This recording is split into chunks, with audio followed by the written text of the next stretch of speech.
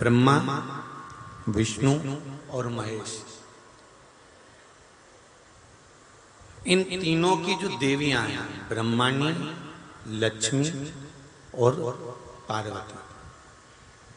थोड़ा ध्यान लगाकर सुनना। हरतालिका तीज शिव महापुराण की कथा ही नहीं, आप जो तीज करते हो, हरियाली करो चाहे सातुड़ी करो, उस तीज की महत्वता क्या है, इस हिंगोली की शिव महापुराण की कथा में अपने को समझना है कि उसकी मूल तत्वता, उसकी महत्वता है क्या, उसका महत्व क्या है।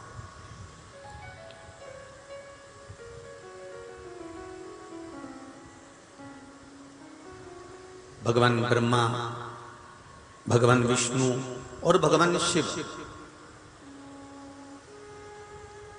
इन तीनों की जो अर्धांगिनियां, ब्रह्माणी, लक्ष्मी और पार्वती,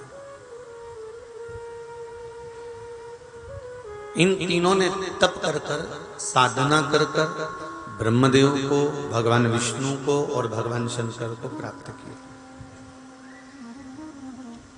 और तीनों ने प्राप्त कर कर तीनों देवताओं से वर मांगा कि वर हमको ऐसा दीजिए कि हमारे तप साधना का फल नारी को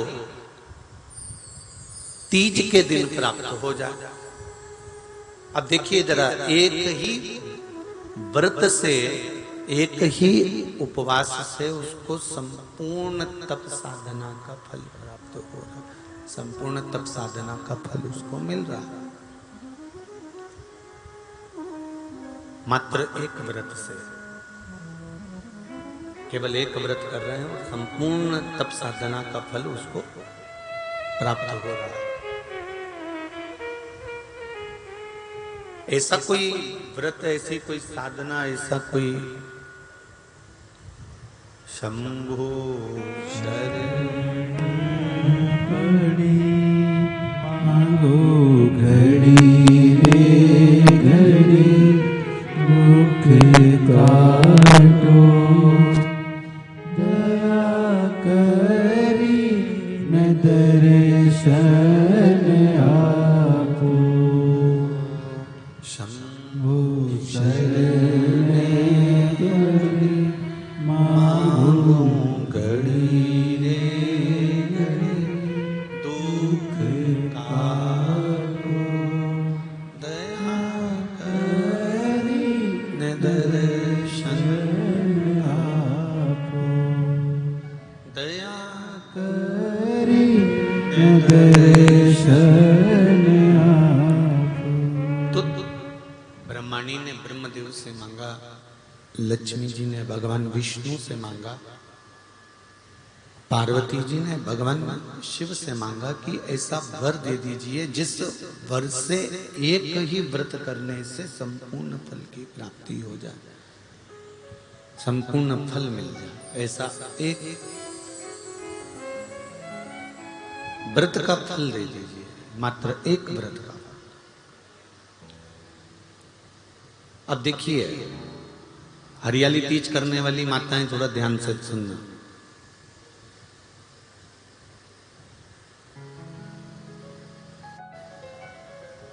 हरियाली तीज जब माताएं करती हैं तो एक हरियाली तीज, एक गणगौर की तीज, ये दो तीज के व्रत ऐसे होते हैं जिसमें जब माताएं करती हैं तो उस समय पर उमा, ब्रह्माणी और लक्ष्मी,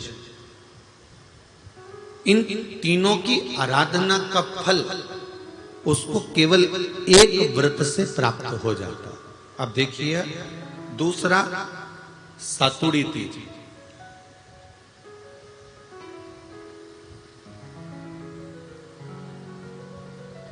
इसमें उमा और महेश्वर, उमा और महेश, ब्रह्माणी और लक्ष्मी, इन चार के व्रत तप का फल एक साथ सातुड़ी तीज के दिन प्राप्त हो जाता। अब आती है हरतालिका तीज। आप लोग करते हो हरतालिका? यहाँ लोग करते कि नहीं करते? करते हैं यहाँ पे हरतालिका? कौन कौन करता है? जरा हाथ उठाओ तो जरा। अरे सभी करते हो, रखो रखो, बहुत बढ़िया, बहुत अच्छी बात। एक आती है हरतालिका तीज।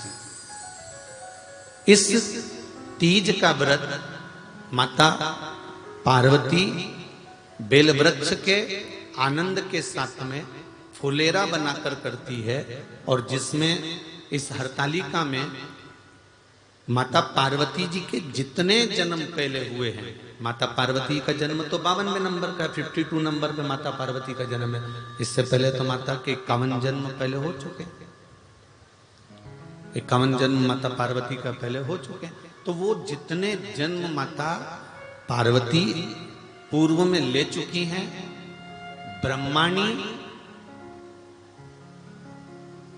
जितनी बार ब्रह्मदेव के साथ में विराजमान हो चुकी हैं, इंद्राणी जितनी बार इंद्र के साथ विराजमान हो चुकी हैं, और लक्ष्मी चाहे वो राधा के रूप में हो, चाहे वो रुक्मणी के रूप में हो, चाहे वो सतभामा के रूप में हो, चाहे वो यमुना के रूप में हो, चाहे वो गंगा के रूप में हो, जितनी बार माता लक्ष्मी ने रूप धारण करे हैं वो सब रूप में,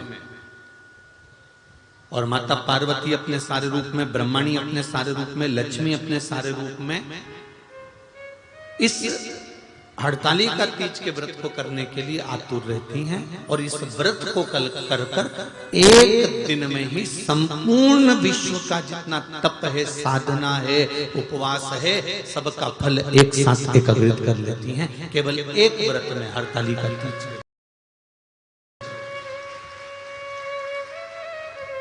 अब एक बात ध्यान से सुनिएगा, सारे व्रत, आपका अगर स्वास्थ्य खराब हो गया तो आप व्रत छोड़ सकते हो। जितने भी व्रत आप लोग कर रहे हैं पूर्व के, सोमवार, मंगलवार, एकादशी, छठ, पंचमी, चतुर्थी, अगर आपका स्वास्थ्य खराब है तो आप उस व्रत को छोड़ सकते हो, सारे व्रत को छोड़ सकते हो। पर तीज का जो व्रत होता है, हरतालिका जो व्रत होता है, ये व्रत एक बार लेने के बाद जब प्राण छूटते हैं तभी ये व्रत समाप्त होता है, अन्यथा बीच में ये व्रत समाप्त नहीं।